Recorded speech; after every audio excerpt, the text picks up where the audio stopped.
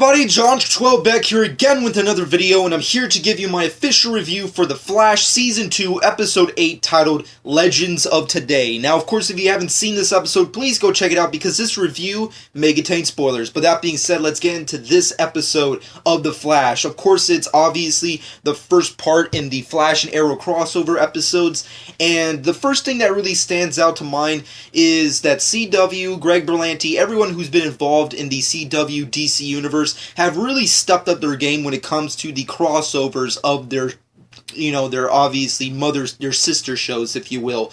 And this episode definitely defines that. The Flash has always been very heavy on special effects, but the fact that they grounded themselves and left the special effects for the future of the crossover episodes, which I'll get into my Arrow crossover episode, it was freaking awesome. And I love that they took a chance to really stay grounded in this episode and left it for those episodes. But that being said, obviously the overall premise of this episode is that Vandal Savage, who of course, as we all know, will later become the main villain for Legends Tomorrow, which will be coming out in January, essentially comes to Central City seeking out Kendra Saunders, who obviously, as we know, has been dating Cisco, ironically enough, just so she can be a part of this whole plot twist, if you will. And essentially, Barry, not knowing how to take down a character with mystical powers, which in and of itself is very odd, considering he did take down a time-traveling speedster and a super knowledgeable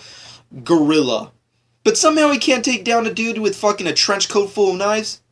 I don't know if that's really the most intelligent way to make a crossover, but there you go. That's pretty much what happens. But essentially, Barry seeking out help from Star City's Green Arrow. Obviously, they come together. Team Arrow, obviously, instead of versus, they come together for once, unlike the previous crossover they had. Essentially taking Kendra, if you will, Hawkgirl, at the end of the day, to Star City for help of Green Arrow to try and protect her. They're more of like just bodyguards, if you will. All of Team Arrow agrees to do so. At the same time, you have Harrison Wells trying to seek out some kind of new serum that will make Barry a lot faster speedster, so we can obviously take on Zoom, because as we all know, regardless of this tiny little crossover event with Vandal Savage and Green Arrow, the Zoom threat is still a legitimate threat. So obviously they need to come up with a way to take down Zoom, so that's where Harrison Wells and Caitlin Snow are kind of, hanging back, and you have Jay Garrick come in for a little bit, which I felt like was whatever. I feel like if there's one thing that really stands out to mind when it comes to the Jay Garrick character, is that he's really been more or less a downer. I haven't really, ever since his, leaving of Team Flash, I kind of haven't really given a shit about Jay Garrick for the most part. But overall, I think it was nice to incorporate him somewhere in this crossover event, considering he is a part of the DC CW universe now. But with all that being said and done, let's get into the positives, the things that are really amazing about this crossover. First off, Vandal Savage. Oh my god, Vandal Savage was awesome. I mean, the Flash has done really good with freaking interacting and introducing really cool, badass villains, considering the fact in comparison to Green Arrow's Rogues Gallery, Flash has an amazing Rogues Gallery. But the cool thing about Vandal Savage is he's more of a universal DC kind of villain, in the same sense of like a Darkseid, if you will. He can, cross over with anybody because he's more or less a threat to the entire world of the DC universe, which is really cool. And I think Casper Crump, I think his performance, I think it works to a certain extent, but on another point, it really doesn't work. I feel like as you see the crossovers go on with, I think more or less with the Arrow episode, he definitely gets a lot better, but for the majority of this episode, I feel like he was very hammy. And I think that's the key word that comes to mind with all of the performances with the entire episode. It's very, very hammed up. I mean, Cisco is super hammed up. The introduction of certain characters are really hammed up. And Vandal Savage, for a second there, it's almost like he had a certain difficulty trying to portray a specific supervillain, kind of similar to the same problem Jada Pinkett Smith had with Gotham. Like, when Jada Pinkett Smith was doing Gotham, she was playing Fish Mooney, and when you compare her performance in the beginning of the season versus the end of the season, it's very different performances, because at first time she was like, she played it a little more grounded, realistic, and then after that she became like super campy and over the top, and that's kind of like what her character was performance-wise. And that's the same thing you kind of get with Casper Crump's performance as Vandal Savage. He's very over the top at first, but then he gets into the groove, which I think is really nice, which is, I think, a good silver lining for the Legends of Tomorrow story arc, which we'll get into, obviously, in January. But that being said, we also get some really interesting performances out of Kendra and Cisco, which I kind of feel like I'm still on the fence with. I know by the end of these crossovers, they kind of ended their relationship to a certain extent, which I'll get into further in the Arrow episode, but overall, I don't like it as is. I mean, don't get me wrong, I love the character of Cisco, but at the end of the day, like, this is a job for Hawkman and freaking Green Lantern. No Cisco allowed, if you will, when it comes to Hawkgirl. But then again, this is the CW universe. They don't have the option of using a Green Lantern, and plus, Cisco's like their go-to, fuckboy to like mess with to a certain extent, if you will. He's the comedic relief, so I guess it's okay to, give him this really awesome thing and then take it away and let it still be comedic and good and lighthearted at the end of the day. But overall, I just feel like their relationship had no basis, and I didn't really care for it in the first place. So the fact that it, is still a thing or is not a thing is irrelevant to me. And also, the actress who plays Hawkgirl, oh my god, I don't really know what to say. Well, I do know what I want to say, but I can't really say it out loud. But overall, I will say these kind of certain things. Ciara Renee, I think, is the actress who portrays Hawkgirl / Kendra Saunders in this series. I'm not big on her. I really don't like her performance. I feel like, my god, I just feel like my Justice League fanboy kind of isms are coming out every time I see her on screen. Like, she is the main focus of this particular episode. We find out that Vandal Savage is obviously an immortal, and his main goal in existence is to pretty much, kill Kendra and Carter every time they're reincarnated into a new life. And that's pretty much his main purpose, is to kill them. And their main purpose is to die, reincarnate, and die again. They're kind of like phoenixes, if you will, instead of hawks. But whatever.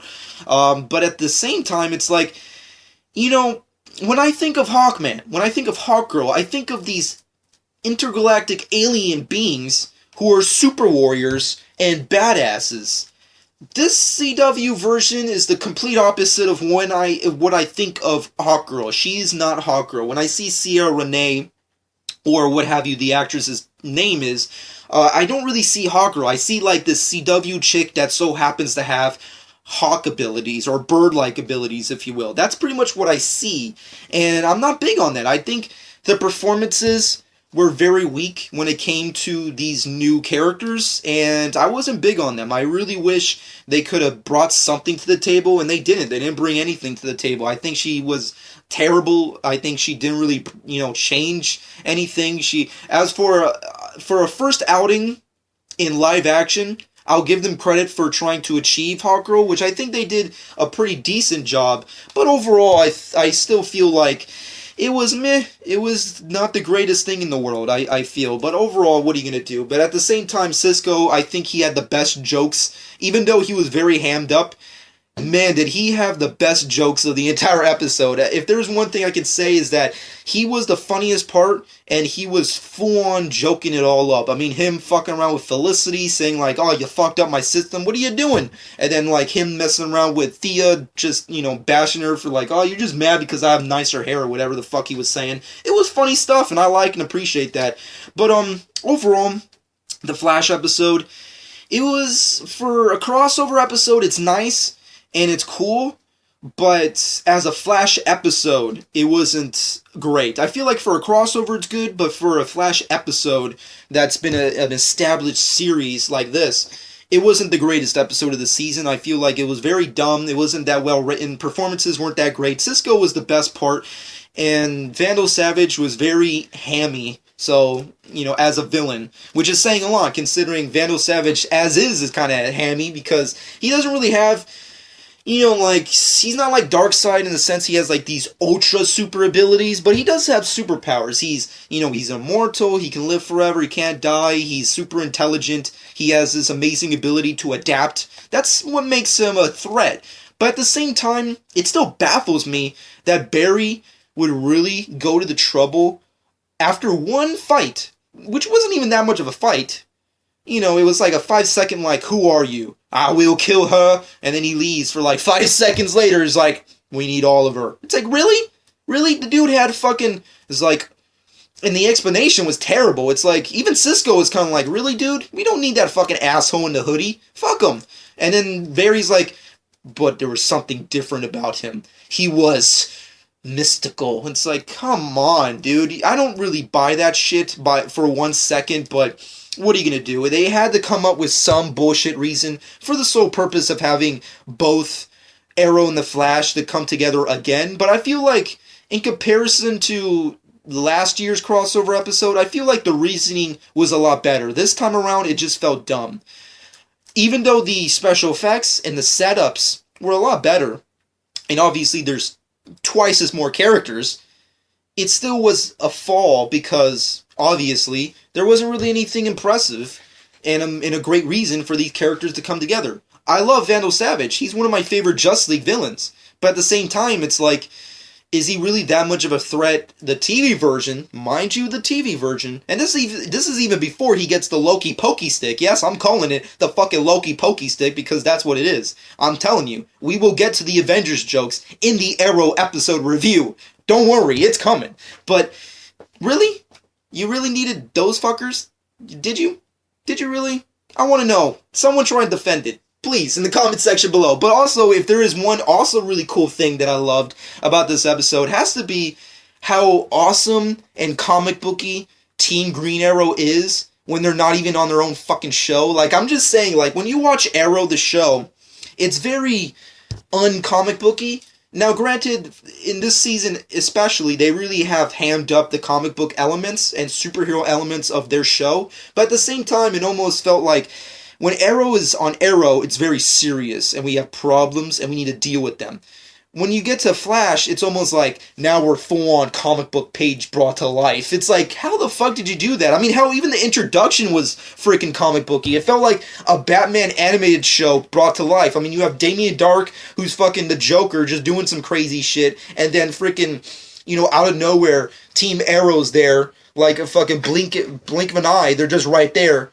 And they just drop to the ground like badasses. Slow motion, awesomeness. And they fight. And then they lose because Damien Dark has mystical powers. And then they get saved by Flash, ironically. And nothing bad happens because time travel and Speed Force and all that other cool shit that pretty much retcons continuities. Because, hey, it's DC. Continuity doesn't really give a shit. Who cares? That's pretty much all I can really say about this episode. That being said, this is my review / breakdown, if you will, of the first part of the Arrow Flash crossovers. Overall, the episode was nice. I think it was okay. The performances were really meh for me. I think Vandal Savage definitely got better in his performance over time, the actor rather, and I feel like the jokes were awesome. The fighting was really cool. Ciara Renee, I think that's her name, who plays Kendra Saunders, aka Hawkgirl, I wasn't big on, and how I didn't even like Hawkman, but I'll get into that further in the Arrow review. But overall, this episode, it was cool, it was nice, it was action packed, but it wasn't the best Flash episode of the season so far. I still feel like that episode definitely goes to Enter Zoom. That's the best episode. But it was still decent, but not the best. And as for Flash Arrow crossovers, it's probably the best Arrow episode ever made that's not on Arrow. I think that's another way to put at it. So, if I had to give a final verdict, I'm going to give it a good solid, I don't know, I want to give it a 7 out of 10. I think that's a good rating. It's a good solid, like B-.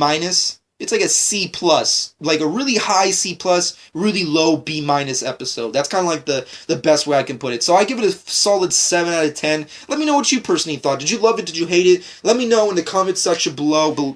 Let me know what your personal thoughts on Vandal Savage, Hawkgirl, Hawkman, Team Arrow, and Team Flash working together. Did you think there was a purpose in it, or did you actually understand it?